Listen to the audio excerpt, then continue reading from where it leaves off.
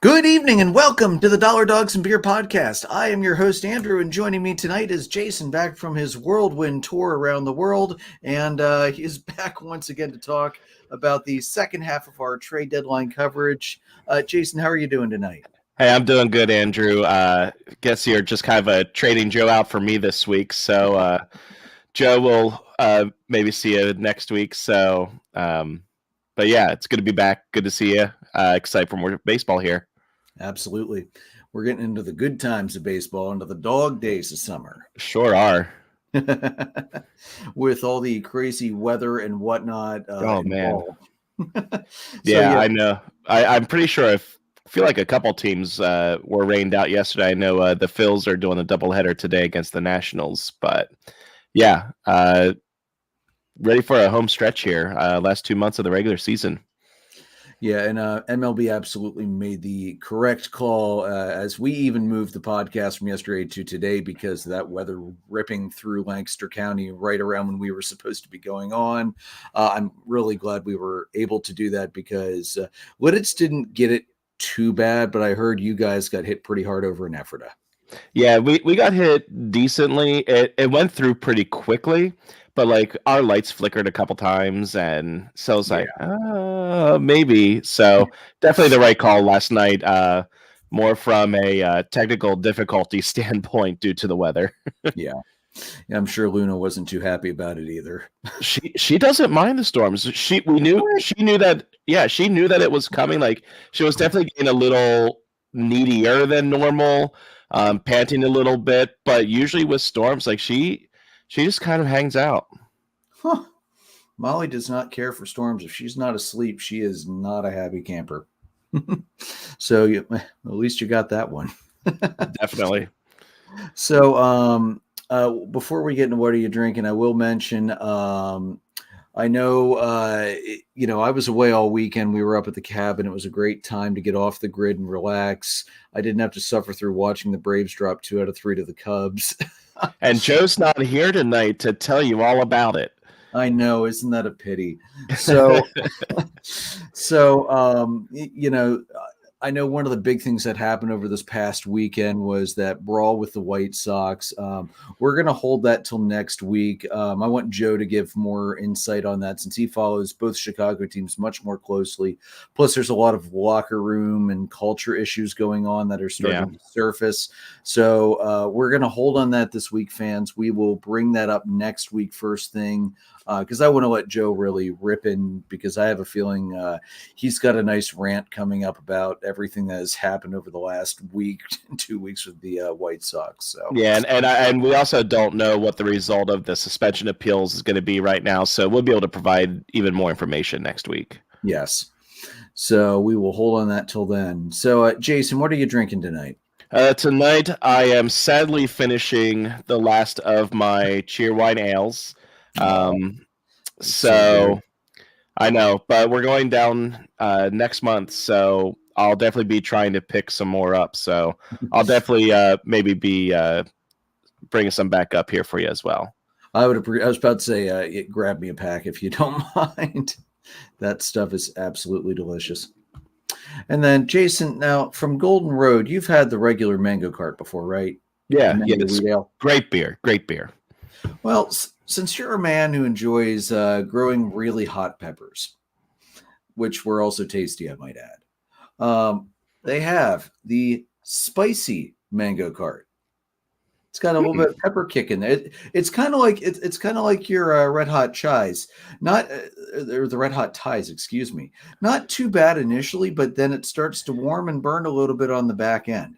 It's pretty good. Interesting. Yeah, that's definitely interesting. Yeah, another regular mango cart is a really good, like, I don't know that I want to call it a sour or a tart, but it has a little bit of a tangy kick, but that might just be from the mangoes. But yeah, it's a little tangy and it's got a touch of sweetness, but it's not like cloyingly, disgustingly sweet like some of these fruit ales are, which is one thing I actually like about it is that it's got just a touch of that, but not too much of it. So yeah, definitely. I think we got it in one of their variety packs. I don't remember which one it was, but that's where we found it. So I highly recommend it, dude. You'll like it. Awesome. I'll have to check it out. All right, so rolling into it tonight. Earlier today, the 2023 playoff schedule was released. The best of 3 wild card round begins on October 3rd. The World Series will start on October 27th, and if a Game 7 is necessary, it will be played all the way on November 4th because, we're going to be playing late because that's what baseball is now, folks. You want more wild card teams, this is what you get. The divisional series will begin on October 7th. The AL ends on 10/13, the NL on 10/14. The NL has an extra day off between games 1 and 2. I don't know why that is. It's just what they did, probably for television reasons. Yeah. I had to take a stab in the dark because usually if you can't explain something, that's usually the reason why. And then the championship series, they will begin on 10/15 for the AL and 10/16 for the NL. So that is the schedule. I'm excited because I know Atlanta's going to be in there somewhere, hopefully with a buyout of the wild card round with better results than last year. Well, for me, it depends for them on who their second round opponent is this year, because currently the Phils, if they were to start the playoffs today, would be in the Braves side of the bracket. So we will be looking at the two of us kind of matching back up again. Wash, rinse, repeat, huh? No, you're the top wild card. Don't you guys get? Oh, that's right, because they didn't want to risk the top seed going against the division. So instead of reseeding for the second round, I forgot they did that. Yep, that's dumb as hell. I said it last year. I'm going to say it again until they change it. That is dumb as hell that they do that. Yeah. Anyway. All right. So moving on to the trade deadline. Jason, I know you weren't here last week. We covered a lot of the big trades. I'm just going to run down some of the big ones that broke since last week. So Miami's still making moves. They picked up Josh Bell from the Guardians. They sent away Gene Segura and Cahill Watson, excuse me. I wasn't surprised to see Segura go. He really was never a good fit for that team once they traded for Luis Arias. Third base is not his spot, so I'm glad to see he'll be able to get back to a more natural position. You guys finally made a move because the Phillies sat pat for so much of this trade deadline. You picked up Rodolfo Castro from the Pirates. You sent Bailey Falter away. Didn't you have a second trade I'm missing in here? They got Michael Lorenzen. That's right, from the Tigers. You got Lorenzen. You sent How You Lee back for him. The Pirates are wheeling and dealing. Rich Hill, the MVP of Immaculate Grid, is at yet another team. He went from the Pirates to San Diego, along with G-Man Choi. San Diego sent back Jackson Wolf, Alfonso Rivas, and Estevar Serrero. The Mets, I know they're not calling it a fire sale, but I'm going to call it a fire sale. Sent Dominic Leone with cash to the Angels for Jeremiah Jackson. The Rangers sent former Philly pitcher Spencer Howard to the Yankees for cash, which I'm sure you're not surprised that Spencer Howard's value has fallen to cash. Yeah, that's unfortunate. He's such a high-rated prospect, and injuries and it's just not panning out for him. Yeah, that's the way the cookie's going to crumble with prospects. Sometimes you can't really control that.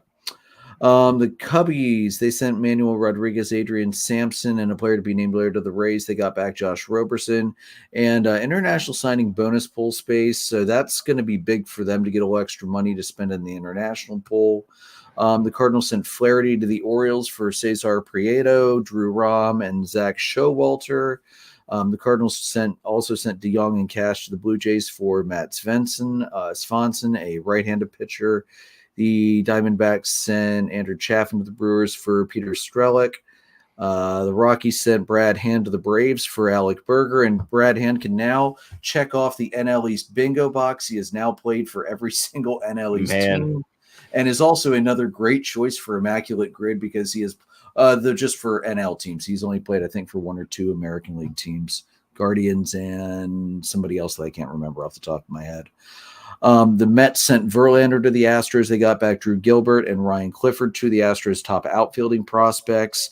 The Nats sent Yeimer Candelario and cash to the Cubbies for DJ Hertz and shortstop Kevin Made.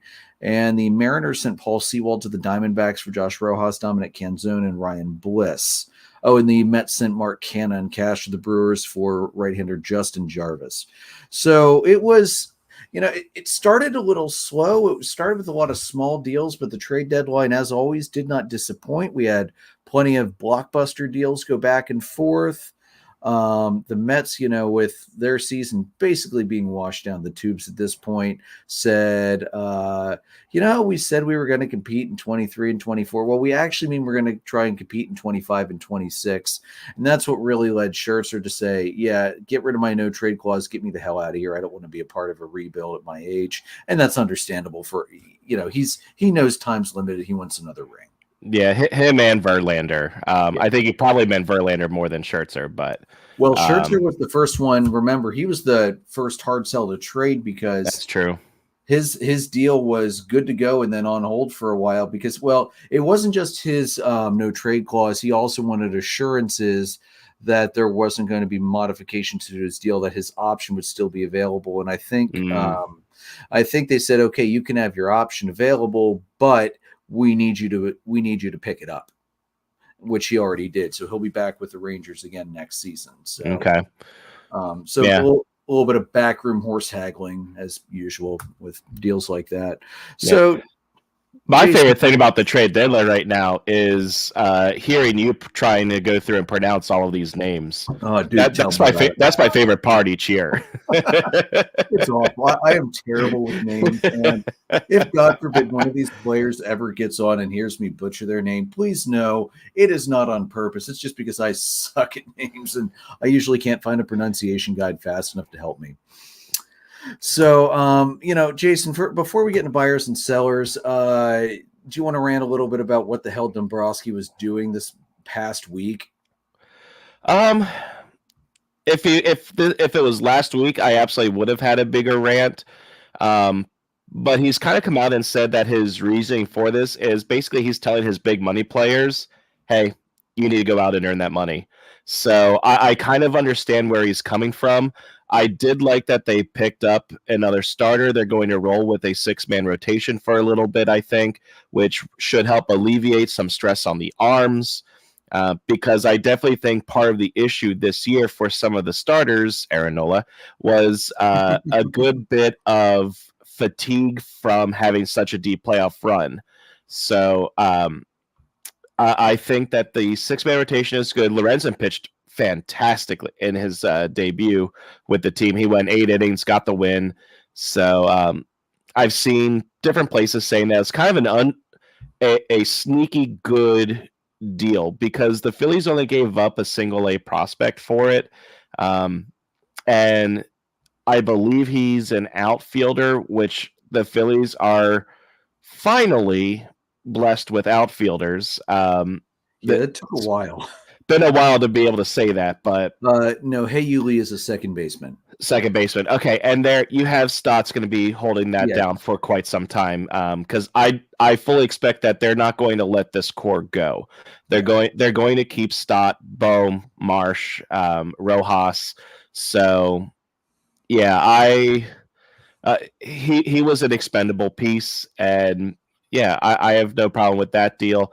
I definitely would have liked an additional bat, like a left field bat, especially now that they didn't see back then that Marsh was going to be on a 10-day injured list now, but yeah, I was hoping for another big bat, but I can understand why Dombrowski was kind of just making sure that it's on his team, on the big players. So yeah, I hadn't heard that, but that actually makes a lot of sense for a guy who's known as Dealin' Dave.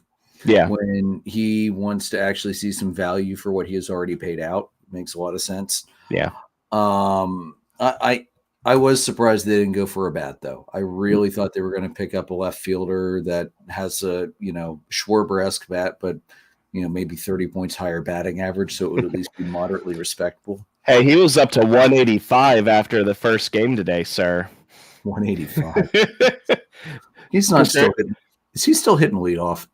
Oh, of course. Oh, Jesus Christ. He had 2 homers today, though. And they were multi-run home runs too. So why is he batting leadoff? if he wasn't batting leadoff today, they would have gotten those runs. No, but I still agree with you. I definitely agree with you. I'm just playing devil's advocate there. No, I know, but like, if you want a guy to hit multiple guys in on home runs, don't bat him at leadoff, because more often than not, he's coming up with nobody on base. Yeah. But anyway, that's a rant for a different show. And I will continue to I'll continue to make that rant. I know everybody's going to blame the Braves for really pushing this change to put a power bat at the top of the lineup, but what everybody forgets is that while Acuna is a power bat, he's also a speedy guy, which is what you want at the top of the lineup anyway. So blame the Braves, sure, but it's not completely their fault that they had a multi-tool guy that they could plug in place. All right, so Jason, let's look at the winners first. Who, for your buyers, who give me a couple winners for you. Yeah, so my winners, I actually three that came to mind: the Dodgers, the Angels, and the Rangers. The Dodgers picking up Lance Lynn while he struggled in Chicago. I think a change of scenery is going to do him pretty good. They got Kelly, Kike is back, and they also were able to get Rosario. The Angels were able to bring over CJ Cron and Lucas Giolito. So they're trying to go all in. They're also trying to, I think, show Ohtani that they're going to try to compete for him in order to so that they can try and re-sign him this offseason. And then the Rangers picking up Jordan Montgomery, I think, was pretty good. And I know he's aging. I know he's had some trouble in the past, but getting Max Scherzer, I think, is definitely a good pull for them. They did give up a couple big things in their trades. The Mets did, but we'll get to that a little bit because with the Rangers, they ended up getting Luis Angel Acuna. So they did kind of replenish their farm system a little bit that they got rid of essentially over the last 2 years, trying to bring in all of these other big names. Yeah, the Rangers, I feel like they really badly overpaid for Scherzer. I think so too. That I believe. I don't have it on here. I haven't pulled it up yet, but I know it's on our list. Acuna was like MLB top 3, top 4. I could tell you. Give me 1 second. I have it right down here. Yeah, he was 44 overall, number 3 in their farm system. Yeah, number 3 in their farm system. So, yeah, that's they gave up a lot of their top prospects in their dealing this year. They gave up their 11th and 14th in the Montgomery trade. And Acuna was a big loss as well, number 3 overall and 44 in the top 100. That's Scherzer 5 years ago. I would say absolutely that's a trade you make. Scherzer today, I know a lot of the issues are the Mets gave him no run support, and as we have both commented many times, the management of players by the New York Mets staff has never been exemplary. And I think that probably has also led to some of his later age arm issues that have cropped up here and there. He also had the suspension earlier this year for the sticky stuff and whatnot. Yeah. So a change of scenery might actually be exactly what the doctor ordered. God, I hope it kind of is in a way, because I picked him up earlier today for my fantasy team, which needs pitching in the worst way possible, but I'm jumping ahead of myself.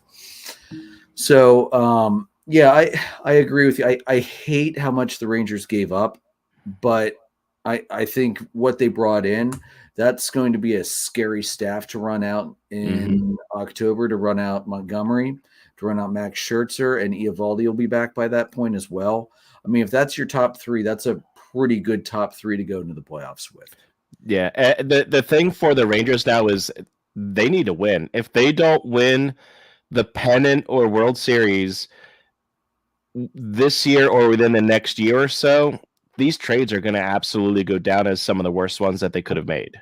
Yeah, I completely agree with you on that, especially the Scherzer deal. Yeah. And I also agree with you on the Angels. You gave basically the same reasons Joe and I gave last week for liking what the Angels were doing. Although I should note that it hasn't really played out very well, as they've gone 2-8 in their last 10 and have lost 7 straight. But how did they know that was going to happen at the time? Right. You can't. All right. So how about the cellar winners? Who do you have for winners with the Sellers? I didn't really look at the sellers for the winners. I kind of just went winners and losers in general. So I'll let you start with this one. Okay, so for me, definitely the Mets.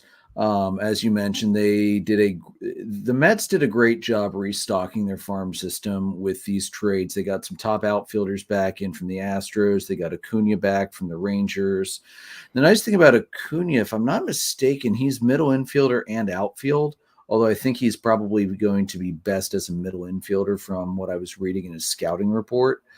But he's got a lot of the same tools his brother has. He's got the speed. He doesn't have the pop his brother has, but he's got a good arm. He's got a solid glove. So probably a middle infield prospect for them to bring up in the next couple of years. I mean, I believe he's in Double-A now, if I remember right. So he should not be too far behind. The Cardinal, as Matt pops in. Matt, I completely agree with you, man. The Cardinals had some really nice returns. And, when the Cardinals made it very clear and apparent that they were going to be sellers, they still held their ground and said, no, we're not just going to let these guys go for peanuts. We want some good prospects back. And the market was in their favor, especially with Jordan Montgomery, because he was the top left-handed pitcher available on the market. So I love what the Cardinals did. With Matt being here, I think it's a good time to Matt. I am sure that you and other Orioles fans are wishing that within the deal that they made, I bet you that you wish that you gave up the Angelos family in return. Unfortunately, that's like a poison pill in the NFL. Nobody is going to take it. Yeah. Trade them for cash. But yeah, Matt, I've got the Orioles jersey on tonight in solidarity with your guys and your broadcasters. So we'll be getting to that story in a little bit too. But the Orioles, I know Matt was kind of upset that they were waiting so long to make a deal. And the deal that they finally made was a pretty solid one. Yeah. No, the Orioles made a good move. I was pretty happy, actually, with what they did. And I was also happy to see that the Orioles were willing, because I think Flaherty around a team that can get him some offense can still eat up innings at this point in his career, which is what they need. He had a great debut. Yeah. And the other thing is the Orioles managed to not give up a ton of top prospects in the deal. They sent back some good ones, but they sent back guys that weren't going to be coming up and making immediate contributions to the team. The big thing there was they were able to hold on to Jackson Holliday. Yep. That was, and I'm sure that the front office was pretty much pulling him off the table. Like any deal that was getting done, he is absolutely not going to be included, which was smart. There's one deal I think they would have included him. Yeah. Shohei. But the reality of that was never going to happen. No. If they were going to trade him, they would have traded him last year.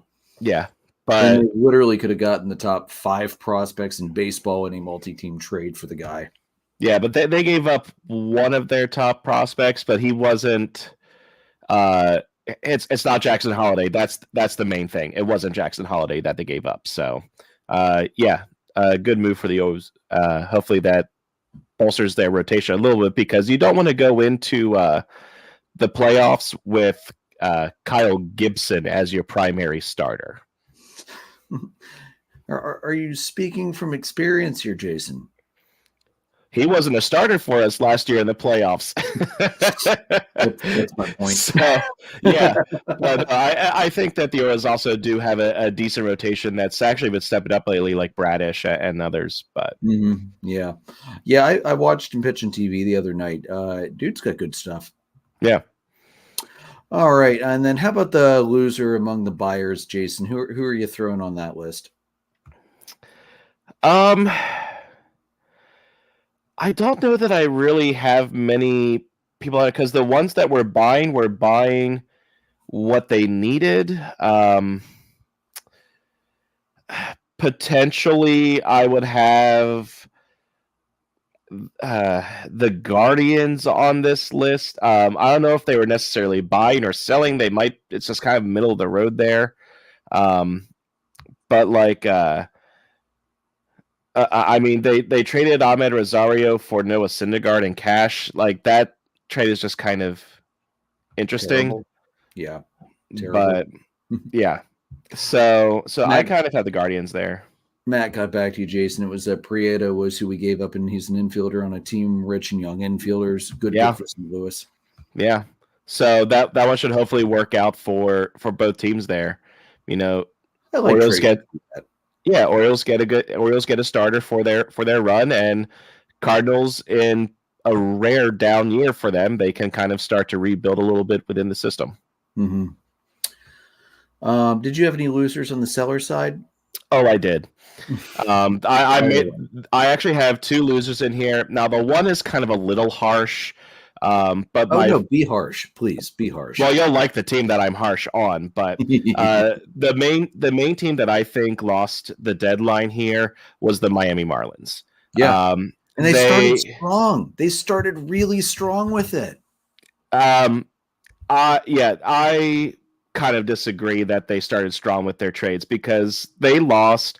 They gave up Khalil Watson, who's going to be one of the top prospects in the league. I am super high on this kid. Like he was a top draft pick. His cards are going to be going nuts whenever he gets the call up at some point. Now with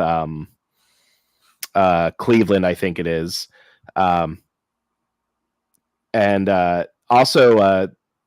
I love it. I love having the Marlins as a loser here. The David Robertson trade.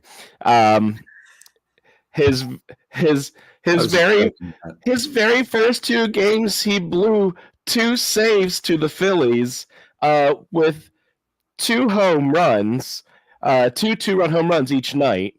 So I mean, I guess it's just I'm glad that he's finally paying the Phillies back for stealing that money all those years ago. You are never going to let that go, are you? So no. But so I mean, like that's not really working out. I guess getting Josh Bell, I think, is okay. But the fact that you gave up one of the best prospects that you might get in a while, Joe, I absolutely will not respect David Robertson. I will appreciate and thank him for his service last year in the playoff run. And I also, you know what? I love him right now with how he's been pitching. I mean, he's the reason that the Phillies were able to take 3 out of 4. So I mean, I absolutely am fine with him right now. So yeah, he's gone from 4-2 with the 2.05 ERA with the Mets to 0-1 with the 12 ERA with the right. Marlins. Yeah. Granted, it's only 3 innings. He's only 0-1 in save opportunities. Yeah, but still. But I mean, the other team here, and the one that it's a little harsh to say that they were a loser. And I have a reason for putting them down as the losers is the Mets. And this is why it's a little harsh. I definitely am glad that they got Acuna. They replenished their farm system a bit. That's the good part of it. For me, what makes them the loser a loser in this draft is they are going to be paying a ton of money for players that aren't even on their team anymore over the next couple of years. Yeah, the amount of money they are sending out for players that aren't playing for them is utterly insane. And they didn't make the Rangers take on the entirety of Scherzer's contract. They didn't make the Astros take on the entirety. Like, I know, but I'm just saying they're going to be paying money to other teams and other players who weren't even on their team. Like I'm not going to say it's Bobby Bonilla all over again because it's not. No. But it's just absolutely terrible that you're handcuffing yourself for a few years now because you just can't. I don't know. I just don't like that they have to be paying the other teams for players that they aren't even on their team anymore. So that's kind of what makes the Mets a little bit of a loser here to me. I don't think that's a harsh assessment at all, to be honest with you. It's the stark reality of it. I have it pulled up for 2024. The Mets are going to be paying out almost $50 million in retained salary, $49.6 million. 20.8 for Scherzer, 20.7 for Verlander, and $8 million for James McCann next year. Jeez. Yeah. Like Scherzer and Verlander will account for almost 22% of 22% of their payroll next year, and they will be playing for other teams. Yeah. Joe said, by the way, so Philly beats out the Marlins for the playoffs by one game. You can thank David Robertson. I will. I absolutely will. I know. I don't think it's going to be that close. The Marlins have kind of fallen off over the last week and a half, but my one loser for the Sellers, and I touched on this last week, but it bears mentioning again.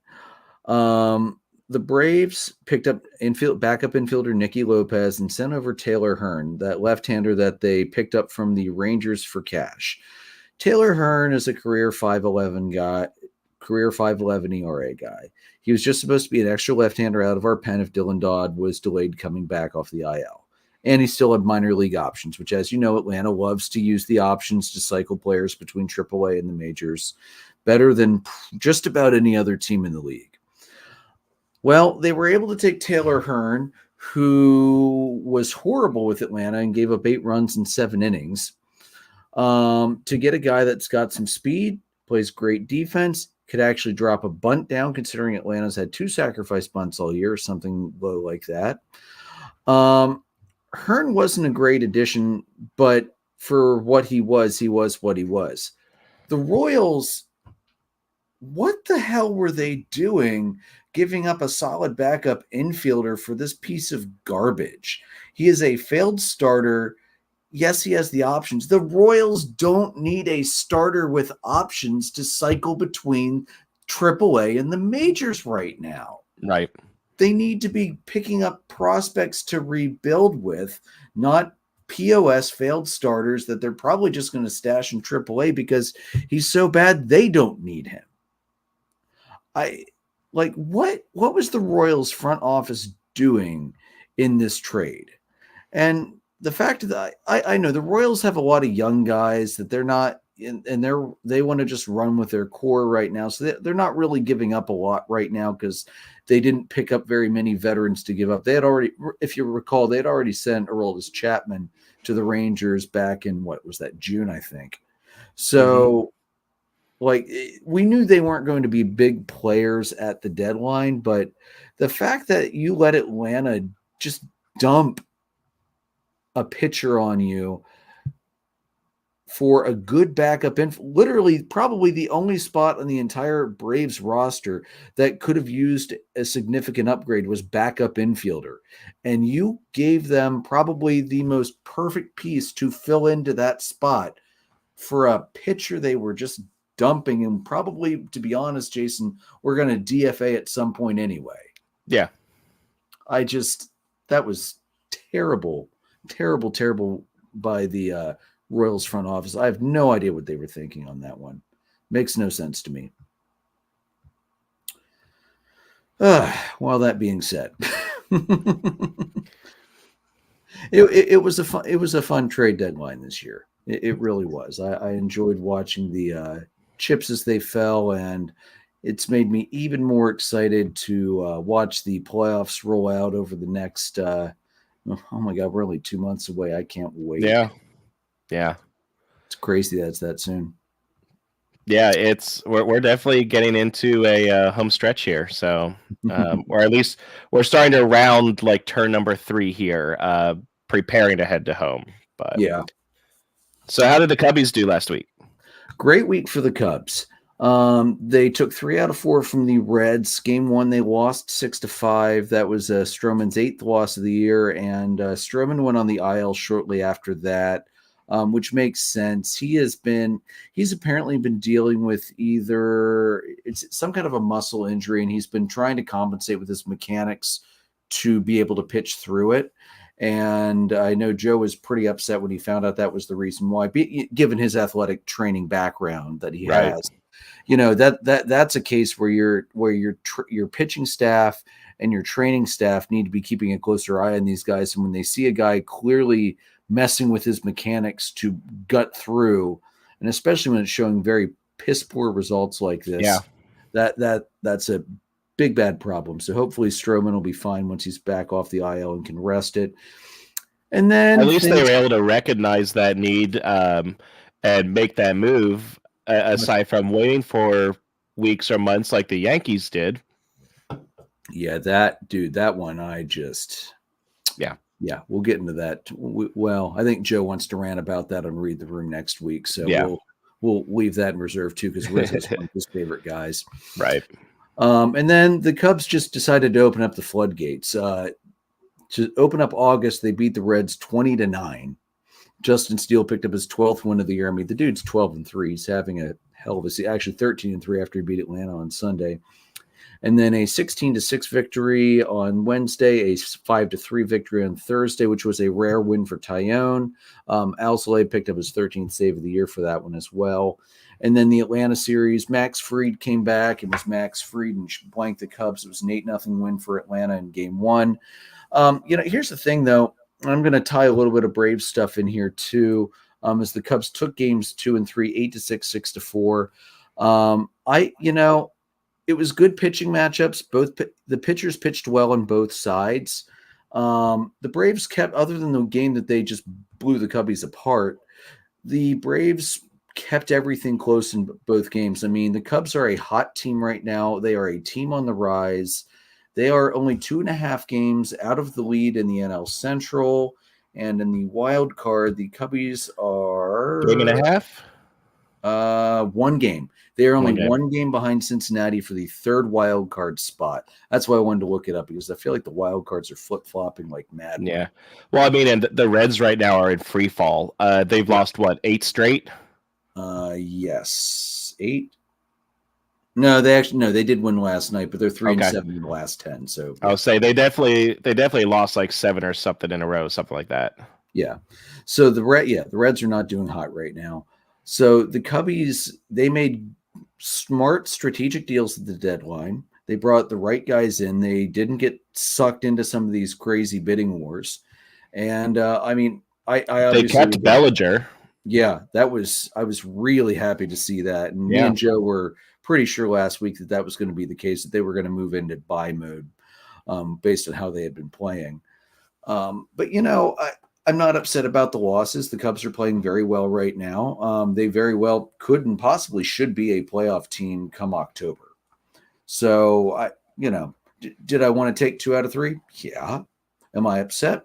No, not really. And I also didn't get to watch the games anyway, because I was away from internet coverage all weekend, and that was kind of nice. Yeah, that's fortunate for you. You'd have to see those notifications coming in, and but yeah, I think the thing for the Cubs right now, and I know I said this to Joe in our chat, but they're giving me very similar like 2022 Phillies and Braves vibes as far as getting hot at the right time, just climbing the standings. Yeah. And if they get into the playoffs, they're going to be dangerous. Yeah.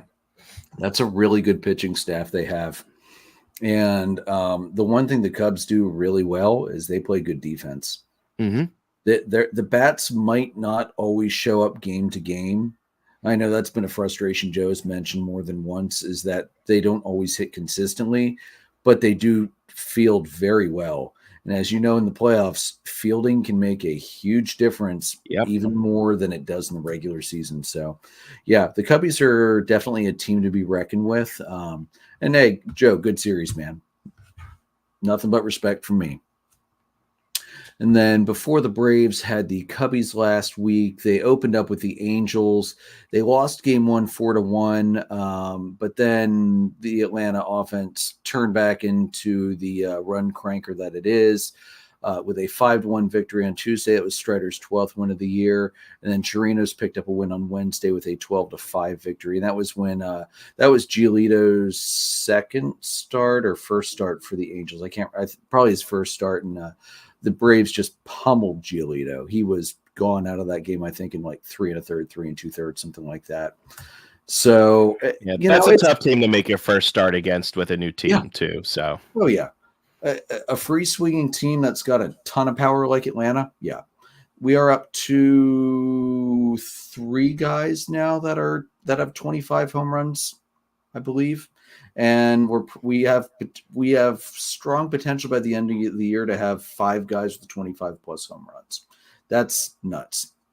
Now, the one, if there is a concern to note, it's that Atlanta has scored 53.1% of their runs via the long ball.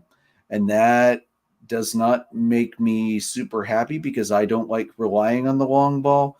Yeah. But I've also seen enough games where they'll use the long ball to get back into it and then start playing small ball to keep the runs going.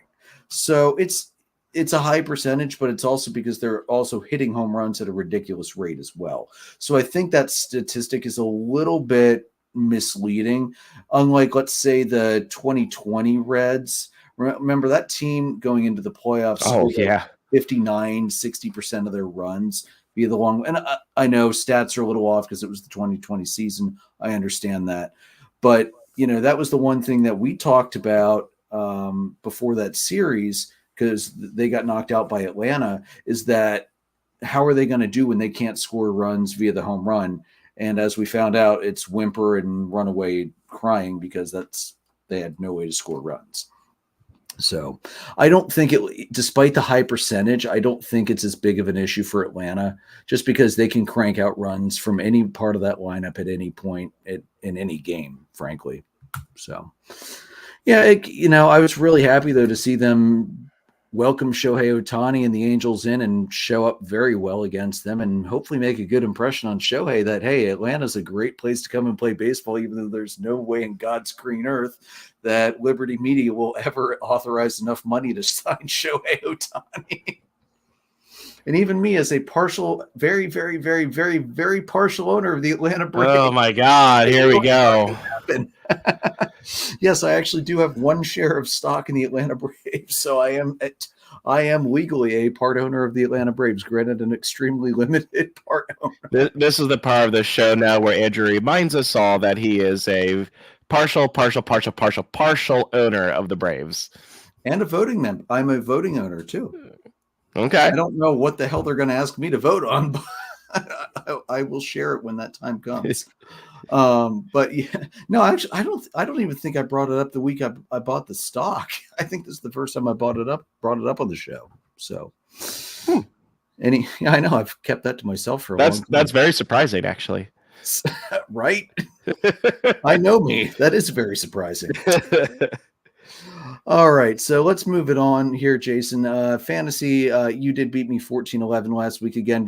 I did set lineups before I got out of service, but I couldn't make adjustments on the fly for injuries or anything like that. So I wasn't surprised to see you hold on to that one. Yeah, but believe it or not, you ended up having like a 17-8 lead at one point on Saturday. Oh. Yeah, I was up pretty handily, and then your team on Saturday just went off. Like everybody was going like 2 for 3, 3 for 4. Nice. It was absolutely crazy. I looked at, I'm like, what? And of course, my pitching came crashing back down to earth on Sunday. Well, that and then my bats also came back alive. We actually tied in 3 categories. I was surprised we tied in runs, doubles, and walks. Oh, that is surprising. With how many there are. But like this is a testament to just how it varies from week to week. Your team averaged like 312 or something like that. Holy shit. And you lost batting average to my 323. What? That's nuts. Yeah. That's nuts. Meanwhile, so far right now, my team is batting like 260. Figures. Well, I'm playing Joe. That's why, of course. but no, like, hey Ron. Hey Ron, entered the chat. But like you and I actually had a really good week overall. My pitching absolutely dominated though, and that's where you ended up losing a bit because your guys started struggling a little bit. Like they have last season. I will say the one category that I'm actually very excited to have taken from you this week was the stolen bases. Oh, you passed me. Nice. You only had like a couple, and I ended up having like 9 or double digits. Huh. Yeah, that's unusual. I usually have stolen bases pretty handily. Oh, yeah. No, I looked at that throughout the week, and I was like, I might actually take this one. So that's very unusual, actually. Right? That's what I'm saying. Like, that's one of the categories I'm actually very excited to have taken from you this week. Let me see something here because I feel like that might be the only time I've lost stolen. No, I've only lost stolen bases 5 times all year. I'm 11-5-1 in stolen bases, and I believe I am dominating. Yeah, I overall for the season I've had 157 stolen bases, and you're second at 124. Yeah, you're second at 124. So. That's been a big category for me this year. Boy, if this was a roto league, I'd be killing with those stolen base numbers. But anyway, and then in the other matchup, Joe, actually, it was a closer matchup than expected. He did beat Ron. But it was only 16-11. So, and those categories were very close. Ron could have definitely come back and taken that. Yeah, that one. When I look back closer at the Ron says, "Hey, I'm first for losing." Well, hey, dude, it's your first year, man. Don't sweat it. You'll get better. I'm sure next year you're going to have a much more cohesive draft strategy, and even in a bigger league, I think I think next year is going to be more fun for you now that you'll have a better idea what you're doing. But yeah, so that one was the number of categories that could have swung back and forth, and that one was very surprising. So, looking at the updated standings, you are still holding a lead. It is back to 10 games. So we'll see what I can do in the next 2 weeks to gain that back before our next matchup. Yeah, and just a reminder, next week I do get Ron. So, right, but you have Joe this week. Thank you. Yeah, that's also true. It'll balance out in the end. Yeah. Joe's 24.5 out. Ron is 83.5 out. So Jason, let's make an over-under let's make an over-under prediction right now. I'm going to set the over-under at 120.5 games back. Where are you going to put Ron? How many weeks are left in the regular season? Good question. Give me a second and I can tell you that because that actually is going to make a huge difference. I might need to change what the over-under is. Let me see here. And this is the part of the show where Rod's like, well, I'm done. Bye. Playoffs are what, week 23, I believe. So we're in 18. Rod's 6 weeks left. 6 weeks. And that's before playoffs or including playoffs? That's when playoffs start. Week, I believe is week 23. Okay. So you have 5 weeks. 5 weeks. Okay. Do you think you can pick up another 40 games in 5 weeks? Well, I guess I'll be facing him twice yet, won't I? Yes. I can pull the schedule up here. The schedule coming up for the last part of the year is, let's see here. Come on. All right. So week 19 is, week 19, you face Ron. So that's one matchup. Week 20, he faces you. 21 is me. 22 is you. Yeah, you have him twice. Okay. So twice, and knowing how I've been against Joe, that's going to probably balance a little bit of that out. I'm probably going to take the under on that. Okay. I'm thinking I can see it being around like 111 and a half or something like that. Ron said 105.5. I think he's gunning for you now. Yeah. We're going to get all the notifications. Move made. Ron might be begging me by the end of this to lift the six moves a week restriction. All right. So, Jason, how about down on the farm? It's been a couple weeks for this. Who do you got? Yeah, so I'm very excited this week because I usually stay away from Philly players unless like somebody really sticks out, just to try and keep it as unbiased as possible and to give our listeners and viewers some insight into what the other teams have coming up. And this week, the hitter is going to be Oliver Dunn from the Reading Fightin' Phils, the AA affiliate for the Philadelphia Phillies.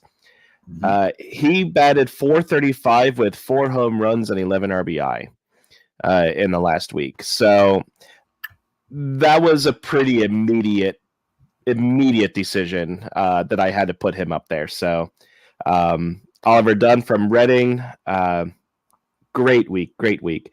And then my pitcher. Oh, go ahead. I can't even call that a homer pick. Holy crap! No, that's a week. Yeah, that's a hell of a week. And then the pitcher of the week was Gavin Stone of the Oklahoma City Dodgers, the AAA affiliate for the Minnesota Twins. No, the Los Angeles Dodgers. Had to try and throw a little bit there, but he went. It's the minor leagues. That could very well be probable. Right. Dodging the tornadoes, in Oklahoma City. So, sorry, I hope the owners don't suspend me for that comment. Well, I guess that would be you. Yeah, but all under my purview. But Gavin Stone of the Oklahoma City Dodgers went 1-0 this week. He went 6 innings, gave up 0 hits, 2 walks, and had 10 strikeouts. So great week for him. It was the 10 Ks and the 0 hits that kind of did that for me. Oh yeah, that's a great week. All right, so we've been alluding to it all show.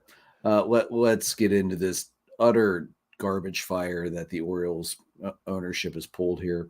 So Orioles play-by-play broadcaster Kevin Brown was reportedly removed from MASN broadcast after he made a reference to Baltimore's lack of success against Tampa Bay at Tropicana in previous years. Before a game against the Rays on July 23rd, he noted that they had won as many games at the Trop in 2023 as they had in the previous 3 years combined, and a graphic illustrating their struggles accompanied his commentary. Jason, I'm going to actually play the entire clip. Because definitely. This needs to be heard by everybody. Yeah.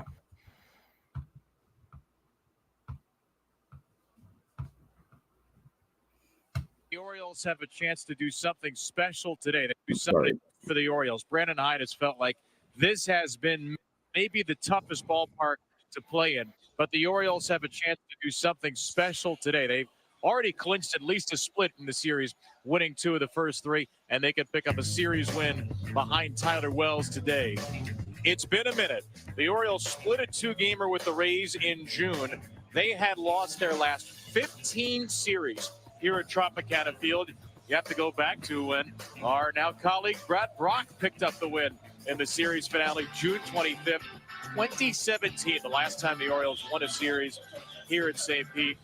Already got 3-2 at the Trop this year after winning 3 of 18 the previous 3 years combined. It is a stark difference, Ben, and it is not a bad Rays team. It's not like all of a sudden the Rays became slouches in the American League East. They've led this division every day. Oh, Matt's still listening. I am so glad Matt is still listening. In first place. Yeah, for the Orioles, Brandon Hyde has felt like this has been maybe the pause. Thank you. So that is the clip that got him.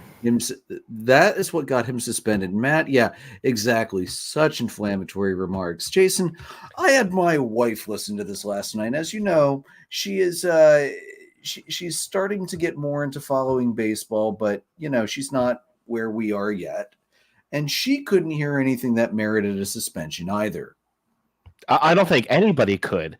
No, except I mean, Peter Angelos. Except, I have no idea what they're thinking. This Orioles team is having such an incredible season, and it's now mired in this thing. Like it just, the Angelos family needs to go is what needs to happen.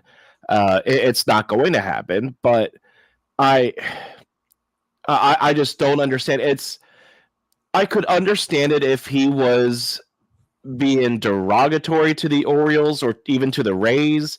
Because I know initially we were thinking that was because he said the Rays aren't being slouches, and maybe it was kind of interpreted as the Orioles were in the past, or that like that was kind of a remark against the lack of ownership doing anything, which, I mean, if the shoe fits, but don't put the graphics up. What happened to the people that had the graphics?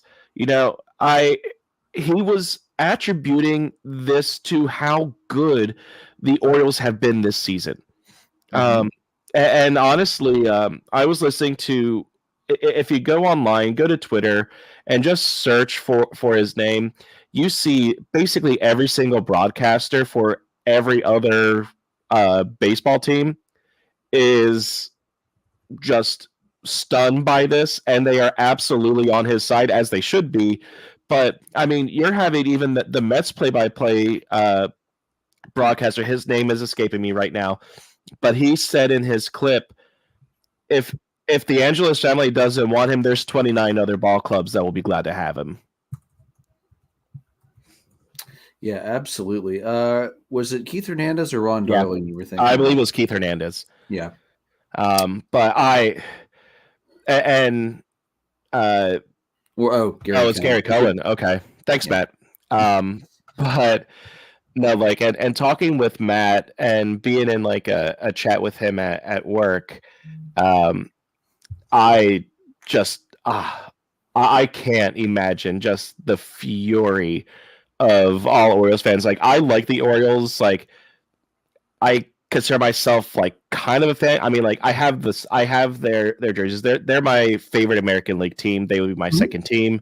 As if they're not facing the Phillies, I would love for them to win every single game. But like, I just can't imagine the feeling of the diehard Orioles fans, knowing that their owner is human garbage. Yeah, really. I mean, I too am very, very pro Orioles anytime they're not playing Atlanta. First of all, they've got a gorgeous stadium. Oh, it's easy to get to. Park in Timonium and take the light rail in and out for an afternoon game. They've got some of the best concessions around. That freaking pit barbecue, you can't beat it anywhere. Crab cake sandwich. Yep. Good selection of beers. You got the plaque on the warehouse where Griffey hit the home run in the home run derby. Like, it's all there. They have the bird bath now in left field. They have a young team that is just having fun. The kids that are playing are just putting this team on their backs. It is an exciting time to be an Orioles fan right now, especially this season. And to have it mired by this is just absolutely horrible. It is. It's one of the biggest pieces of garbage that have come out of that organization this year. And thank God it was from the ownership and not the players, because, as you said, this is a great product on the field for the Orioles. And you know what? Is it wrong to look back and say, hey, let's acknowledge the fact that for the past 5 years, we've really sucked and the Rays have been really good and we just haven't done well in Tropicana because of it? No, There's nothing wrong with that. For God's sakes, they lost 100 games. How many years? What, 2 years, 3 years? They lost 100 games. You're not going to win many Mm-hmm. games on the road when you're losing 100 games. Matt's got a couple comments here I do want to read. Too old to do anything anymore, so it's mostly his idiot son John running things. Well, the next one is what kills me. First of all, John spells his name with an H, so you know you can't trust the guy. Hey. He also has not signed the stadium lease that ends at the end of the year. Oh my God. Why not? So before we get to that, I just have to say my dad spells his name with the H, so I absolutely completely disagree with your statement there, sir. And Your I have dad's to a Dodgers. Dude, your dad's a Dodgers fan. I have to suspend you indefinitely. So but that second statement, good. He's gone. All right. So welcome to the Dollar Dogs and Beer without the Braves podcast. So, there he is. All right. But the second statement here about the lease of the stadium is gut wrenching. It's asinine. I would like to think that it will get signed. I don't know. Where would they go? There's literally nowhere they could. First of all, there is nowhere they could move to that they would get a better state. Are they going to move to Oakland and go in the Coliseum of Doom? No. I don't. I would like to think that they wouldn't let that happen, but Matt, what are your thoughts on the whole stadium situation? I would assume that I would think it'd be close to 100% that they would sign that lease, right? I feel like they have to. I can't imagine them leaving that beautiful ballpark. But if there was anybody that would absolutely mess this whole thing up, it would be the Angelos family. Yeah, without a doubt. Without a doubt. Ugh. That's maddening, man. That's maddening. So anyway, apparent for reports from both Awful Announcing as well as The Athletic, O's ownership took issue with the comments, and he has not been on an MASN TV broadcast since. And just a point of clarification, it's not just the Orioles. MASN is jointly owned by both the Orioles and the Nationals. The Orioles had disputed that he was suspended because a senior official said, quote, "We don't comment on personnel matters.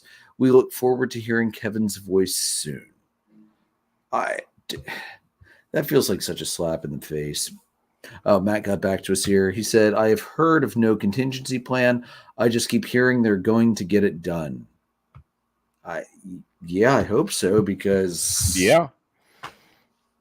I don't know what they're going to do.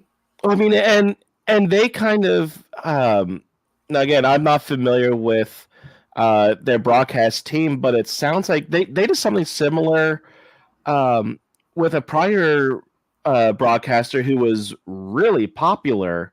Something happened there that caused him to walk, and they're going to get it done again. And Matt, I'm thinking back to when we were chatting about this, and you said that it took so long for you to get an Orioles broadcaster. Yeah, John Miller. I know Matt had said before to me that, and to our work group, that it took him so long to like a broadcaster post John Miller, and they finally have a good broadcaster, and this is what they do. The New York Post reported 2 hours ago that he will be returning to the booth this week. I'm sure he will not be allowed to say anything. Oh, yeah, absolutely. There's absolutely got to be some kind of NDA or something like that. Yeah.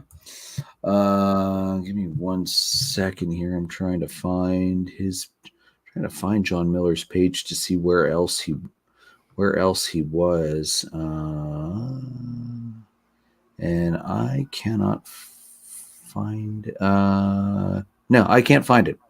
Anyway, so why do I feel like John Miller might have also been a Braves broadcaster? Did you go JON? No, I did put it JOHN. Oh man, I'm never going to hear the end of that one, am I? even though I'm right. Sorry, one of my friends, John, is Jon, and actually, it is Jon is the sportscaster. That figures. And also, my uncle John is Jon as well, so I'm partial. He also did play-by-play for the Giants as well. Giants, the Athletics for a year. He did the Rangers for 2. He did the Red Sox for a couple years. Yeah, he was on ESPN from 90 through 2010. That's why the name rang a bell so hard. And then Giants from 97 on. Okay, that makes a lot more sense. He was with John Miller was with Joe Morgan on ESPN. Okay. That's why it rang a bell. Yep. So, yeah. So, anyway, what a mess. A mess that only a team with dysfunctional ownership can possibly create in such a great season. Just, I feel for the guy. And I hope we see him broadcasting somewhere else next season because he doesn't deserve that. And the Orioles don't deserve to have him if that's how they're going to treat him. You know, over such an inflammatory remark as pointing out that they've sucked in an opposing team's ballpark for 5 years, when frankly the team over those 5 years sucked. Yeah. I just that's just yeah. That's terrible. All right, Jason, I believe it is time for you to start ranting about the Phillies. Yeah, let's do this. So I'll start first off with a little update from a game that I attended last week. We went to the Lehigh Valley Iron Pigs, which is the AAA affiliate for the Phillies. They had a night where they were the Lehigh Valley Corgis. And as Corgi owners, we naturally like, well, we have to go to this. First off, there were like at least 100 Corgis there. It was amazing, as well as it was also Dollar Dog Night. So was able to down quite a few hot dogs there, basically one per inning. And then there it was also Bark in the Park Night, so there were more than just Corgis there. So that was amazing. And the Lehigh Valley ended up winning this game 10-7, and that score doesn't sound like anything major, but it's how they won 10-7 that's pretty amazing. So they were down 6-0 in the 6th inning. They were actually being no hit at the time, and in that 6th inning, the Corgis put up 9 runs. They there was an Aramis Garcia 3-run homer to make it 6-3, and then Scott Kingery comes up with the bases loaded, and he has been struggling overall. I don't see him coming up to Phillies anytime soon, and I see him there, and I start singing Scotty Doesn't Know from the movie Eurotrip. Only I made the lyrics, Scotty doesn't know how to hit the ball. And the moment I said ball, the pitch was thrown and it was hit for a grand slam. So, yeah, like, you know that scene in Super Troopers? Have you seen Super Troopers, I'm assuming? Yes. So there's a scene where he's like, oh, assholes. I goes, oh, I guess I'm the asshole. That was basically me. I was like, oh, I guess I'm the asshole. Yep. So do you remember who wrote and sang Scotty Doesn't Know? It was Matt Damon. I believe he's the one. Well, he was the one in the movie who was no. Which actual band? Wrote the song for the movie? I do not. Lustra. Yeah, I would never guess that. But basically, so Kingery hits the grand slam to give them a 1-run lead, 7-6. And then Cody Clemens, who has spent some time up with the Phillies this year, he's currently down in AAA. He hit a 2-run homer to make it 9-6. And they got another run in there at some point to make it 10-6 and then 10-7 final. So that was a really cool game. Got to be with some good friends. And pet a lot of dogs, ate a lot of dogs, hot dogs. But oh, nice. Yes, Karen. Yeah. You got it. So moving up to the big club, the Phillies this week played the Marlins in the 4-game set, and the team that has been their Achilles heel, the Phillies finally got the better of them. They won Game 1 3-1, Game 2 4-2. Or excuse me, sorry, they won the series 3-1. Game 1 was 4-2, Game 2 was 3-1, and that was the David Robertson blown save. And then Game 3, they did lose in extra innings and 12 innings, 9-8. That was one that the Phillies kind of gave it away. Trey Turner made it ended up being ruled a hit, but it was absolutely an error that would have ended the game. And then the Phils did end up winning the series in Game 4 with a 4-2 win.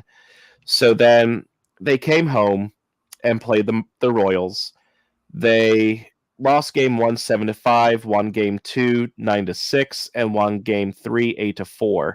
A couple things about this series, because I was at Game 2 on Saturday, but leading up to the series, Philly fans, which are known to be harsh on their players, we expect a lot, and if somebody's struggling, they're going to hear it. Well, it started on social media. The fans actually planned standing ovations for every at bat that Trey Turner had in order to try and pick him up, and he did get a hit, I believe, in an RBI in Game 1, but Game 2, the game that I was at, was the Trey Turner that we were expecting. Basically, what happened here was he was making good plays in the outfield, and then he came up to the plate. The Phillies were down 6-5 at the time, and he came up with 2 runners on. The crowd gives him a huge ovation, and he rewards it with a first pitch home run to left for a 1-run lead. First curtain call of the season for the Phillies. And Turner he made the last out of the game. He made the last play. So it was really great to see him do that. And in this game, Bowman Harper also homered. So actually, I have seen, until tonight, I had seen each of Bryce Harper's last 3 home runs. He did hit one in tonight's game so far, but yeah. And the really cool thing about Game 2,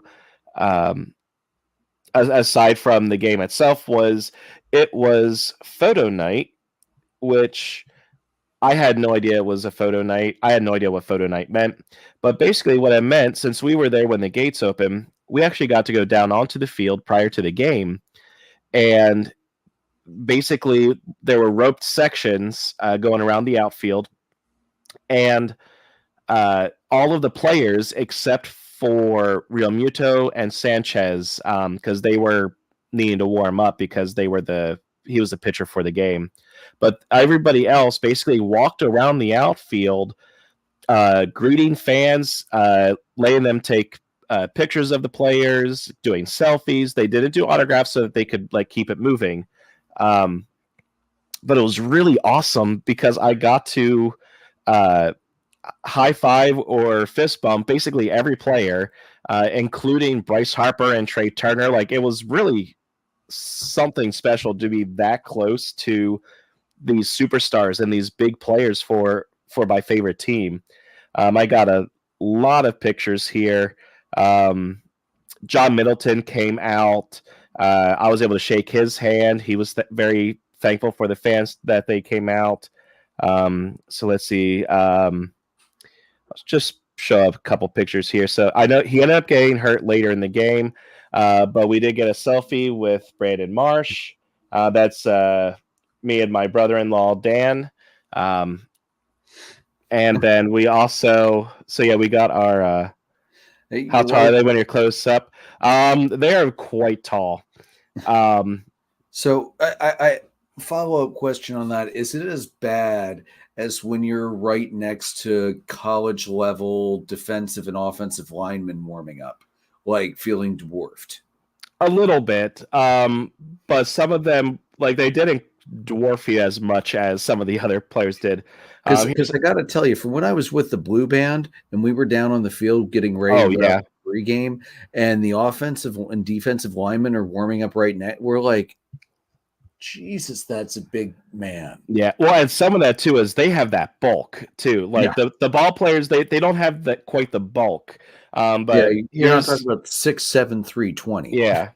But yeah. So there's me, Dan, with Zach Wheeler. Nice. Let's see, who else was a big one that we got? Oh, here's a good one. So this is, you have Kimbrel, Harper, and Turner. So yeah, like just within a foot or two of these players. That's awesome. That was such a cool experience. So really great time. And that was basically the week for the Phils. Not a bad week. Not a bad week at all. Yeah. I saw the I saw the play Turner booted. That should have been 100% an error. Yeah. But seems to be coming out of it, and it's good to see. I'm really glad to see the Philly fans decided to rally behind him and try and lift him up. It's nice to see the better side of the Philly fans instead of the typical side you normally see of the Philly fans. Right. Speaking of Phillies, what's going on, Ryan? That doesn't sound good.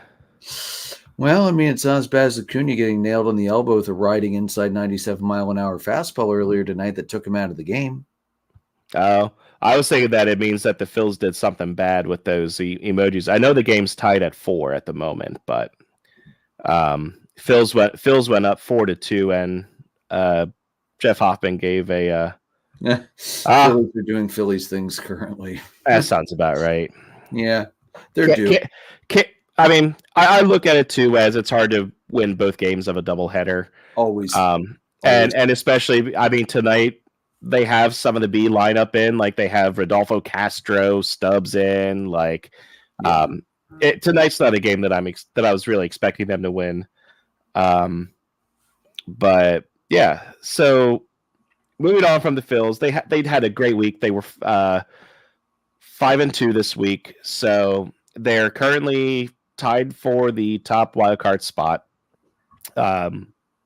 Great week. Hopefully it continues this week. But moving on, we have something a bit more serious to talk about tonight as well.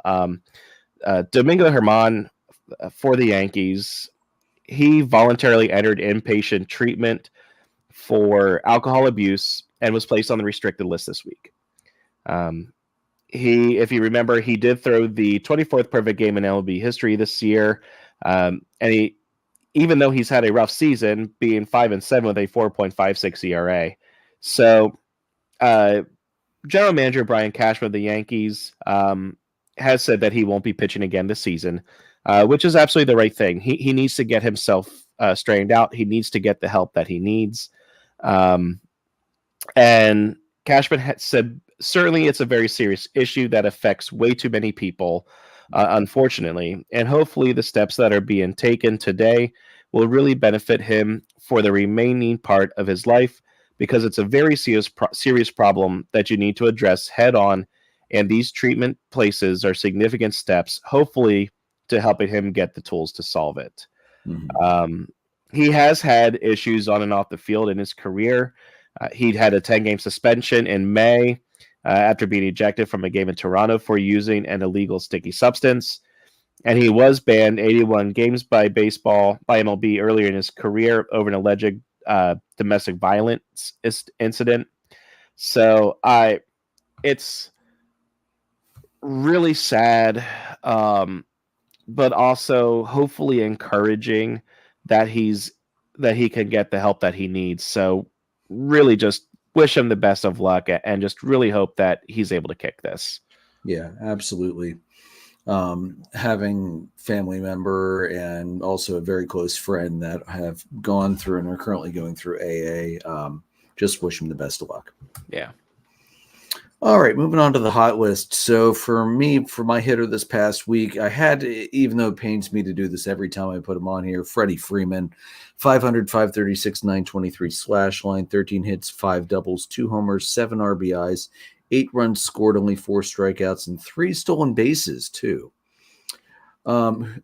I know, Freddie stealing bases. When Freddie's stealing bases along with hitting 500, good luck. When Freddie's stealing bases, it means you need to get your pitchers to throw to the plate quicker. And a catcher that's got a better arm than Mike Piazza, apparently. Jason, who's your hot hitter this week? My hot hitter this week, Joe's going to be very, very happy about this, is Cody Bellinger of the Chicago Cubs. He hit 539, 14 hits, 1 home run. Let me read my writing here. 9 RBI and 5 stolen bases. So heck of a week for Belly. Yeah, definitely. Joe's Moneyball player of the week is Candelario. He had a 571, 640, 905 slash line, OPS 1.545, 8 runs, 12 hits, 4 doubles, a homer, 3 RBIs, 4 walks, 2 Ks, and a stolen base. Not bad. My hot pitcher this week, Andrew Heaney of Texas, 2-0 in 2 starts, 11 and 2/3, 6 hits allowed, no runs, 2 walks, 15 strikeouts, ERA of 0, obviously. His batting average against Jason, .154. Yeah, that's a damn good week. Who's your pitcher? Shake that one off. Yeah, right. My pitcher this week is... he got lit up tonight, but it's a new week, so I can cover him for last week. But it has to be Framber Valdez of the Houston Astros. Pitched a no-hitter. He did face the minimum, 27 batters. Just was a little unfortunate there with, I believe, a walk in there. And he pitched to Maddox. Got out of that with 93 pitches, so under the 100 pitch threshold. And it was against the Guardians, which is it's the 16th no-hitter in Houston Astros history, but it was the first by a left-hander. Oh, wow. Yeah. Well, that makes sense. I mean, Nolan Ryan probably accounts for the vast majority of their no-hitters. So. Very true. And then the last out was actually a line-out by Lancaster County native Cam Gallagher from Manheim Township to Jeremy Pena. Nice. All right. And then Joe's adulting reliever of the week is Kyle Finnegan of the Nationals. Didn't think we'd see a Nationals guy on here this year. 4 appearances. He had a win, 2 for 2 in save opportunities, 4 innings, 2 hits, no runs, a walk, and 4 strikeouts, a whip of .75, and a batting average against a .154. Not bad at all. Yeah. All right, so my hot team for the week, it's got to be the Baltimore Orioles, man. They last week they just went off. They had a 6-1 record, sweeping the Mets and taking 3 out of 4 from the Blue Jays in Toronto. So particularly impressive there. Over their last 10 games, the Orioles are 8-2. Again, 4-game winning streak right now. Definitely my hot team, and one of the hottest teams in the league. I think your team is probably the only team that can give them a run for their money for hottest team in the league right now. Yeah, and that team is the Texas Rangers. They are riding a 7-game winning streak. They did have a good bounce back from some losses to the Dodgers.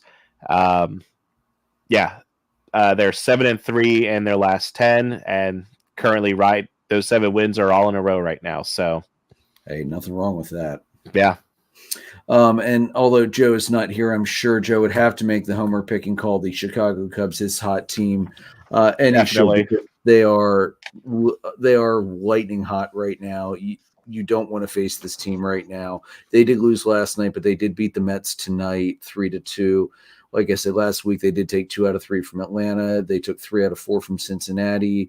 Before that, they took 3 out of 4 from St. Louis, swept Chicago White Sox on the road, and then took 3 out of 4 from the Cardinals before that. So that is also a team that is very, very, very hot right now. They are, without a doubt, they should be considered strong contenders for the incredibly weak NL Central title. They're only 2.5 games out, 1 out in the wild card, 6-4 of the last 10. I mean, now I will say Milwaukee is back up to a +3 run differential, but besides that, they're the only team in the NL Central with a positive run differential at +66.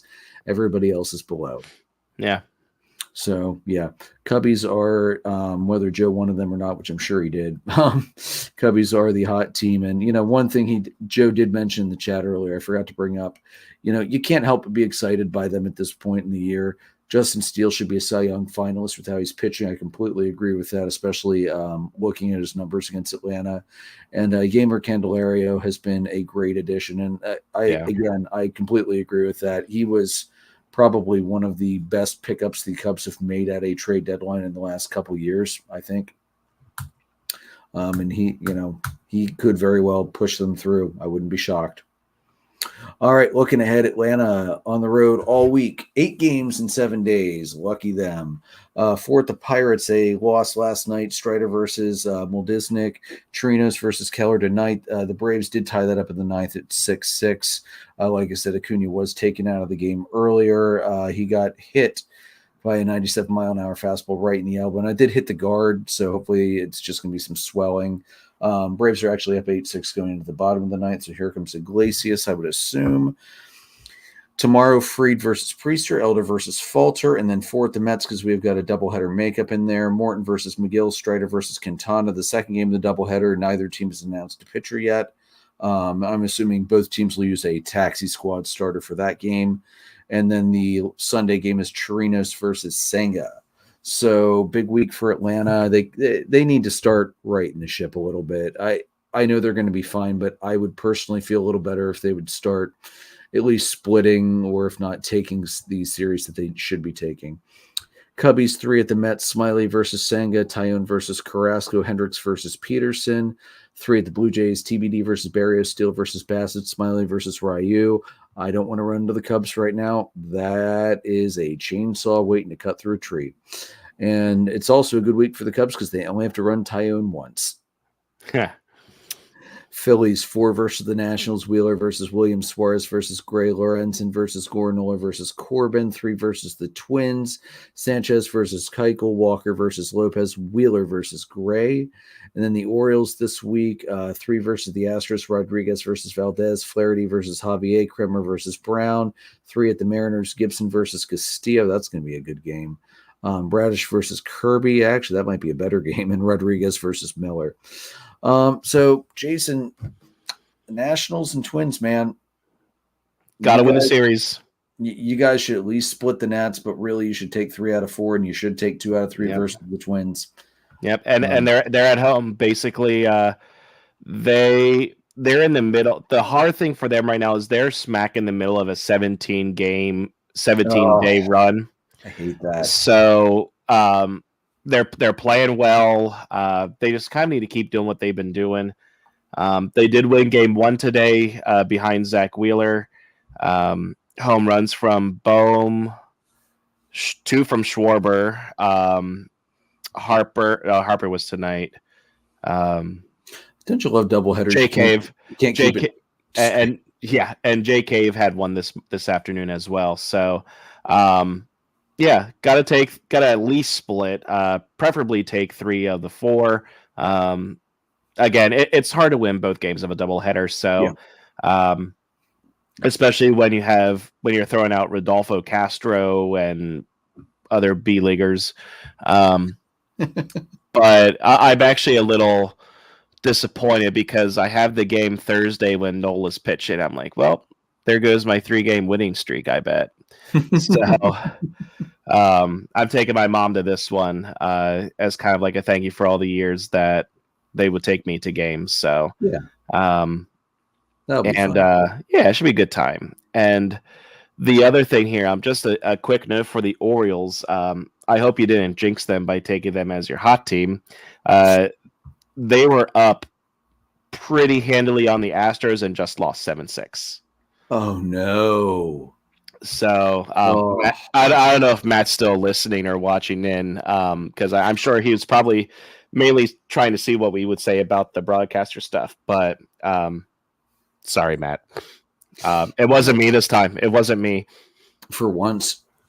Although I am wearing the jersey, so. Yeah, so it was you. Maybe a split. All right, Jason, anything else for this week?